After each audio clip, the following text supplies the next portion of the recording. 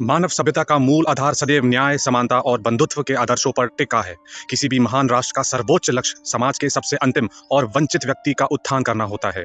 ऐतिहासिक भेदभाव और सामाजिक विषमता के अंधकार को मिटाने के लिए ही आरक्षण की सकारात्मक व्यवस्था का जन्म हुआ था। उसका उद्देश्य सदियों से शोषित वर्ग को राष्ट्र की मुख्य धारा में लाकर उनके सम्मान को सुरक्षित रखना था।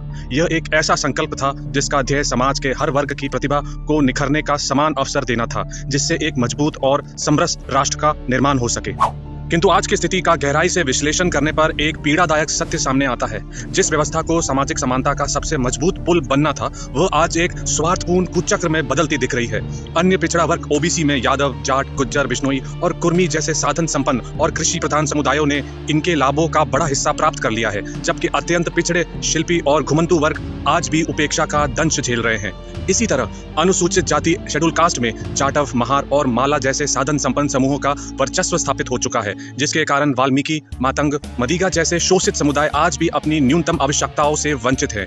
अनुसूचित जनजाति शेड्यूल ट्राइब में भी मीणा, खासी और उरांव जैसे प्रगतिशील वर्गों ने विकास के मार्ग खोल लिए हैं, परंतु सहरिया, बैगा और भील जैसी सुदूर वनवासी जनजातियां आज भी विकास की मुख्य धारा से कोसों दूर है और उन्हें भुलाया जा रहा है। इस विकट परिस्थिति और असमानता के सामने खड़े होकर आज हमारी अंतरात्मा से यह प्रश्न उठता है कि क्या वास्तव में यही वह न्याय है जिसकी कल्पना हमारे संविधान निर्माताओं ने की थी? जब एक ही श्रेणी के भीतर कुछ परिवार पीढ़ियों तक सारे लाभ उठा रहे हों और उसी वर्ग का दूसरा परिवार आज भी अपनी सम्मान के लिए संघर्ष कर रहा हो, तो क्या यह सामाजिक चेतना का पतन नहीं है? इन अधिकारों के न्याय संगत वितरण के बिना इस पूरी व्यवस्था की प्रासंगिकता ही क्या रह जाती है? क्या यह हमारा नैतिक दायित्व नहीं है कि हम उन वास्तविक शोषितों की ओर देखें जो आज भी अपनी पहचान और अस्तित्व बचाने के लिए इस असमान संघर्ष में पिस रहे हैं? हमें याद रखना होगा कि सच्चा न्याय कभी भी शक्ति, संख्याबल और वर्चस्व के सामने नहीं झुकता, बल्कि वह निर्बलों की ढाल बना रहता है। उच्च आदर्शों की यह मांग है कि राष्ट्र के संसाधनों का वितरण वास्तविक पिछड़ेपन के आधार पर हो, न कि सामाजिक या राजनीतिक बाहुबल के आधार पर। सर्वोच्च न्यायालय ने भी उप वर्गीकरण और संपन्न वर्ग की पहचान करने की आवश्यकता पर बल दिया है, जो इन अनुचित एकाधिकार को तोड़ने के लिए एक जरूरी कदम है।